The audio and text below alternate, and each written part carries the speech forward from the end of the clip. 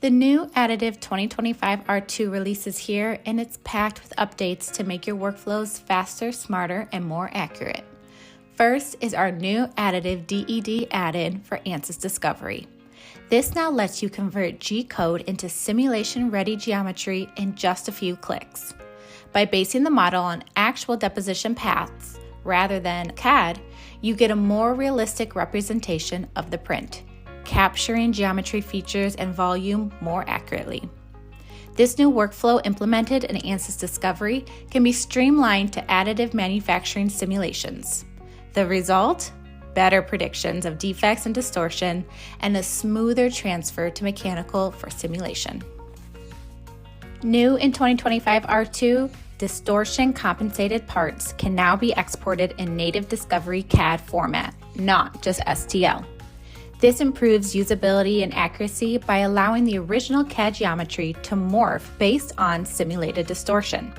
Whether you're doing single pass or iterative compensation, this update makes it easier and faster for engineers of all levels to generate print-ready designs.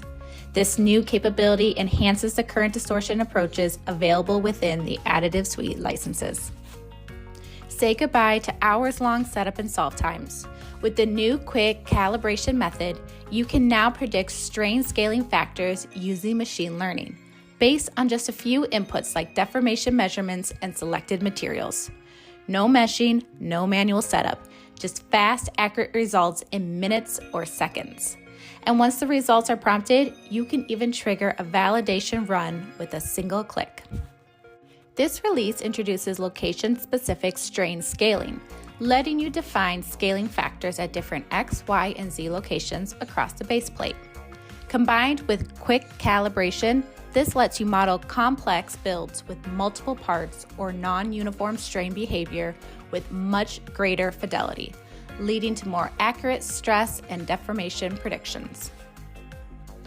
With the new MAPDL commands, you can now assign different thermomechanical parameter sets to different regions of your model. Instead of being limited to one parameter set per part, this gives you fine control over local simulation behavior, improving realism and alignment with real-world thermal and mechanical responses. If you want to learn more about these exciting new capabilities, join us for the 2025 R2 What's New Additive Manufacturing webinar on September 25th. Register now.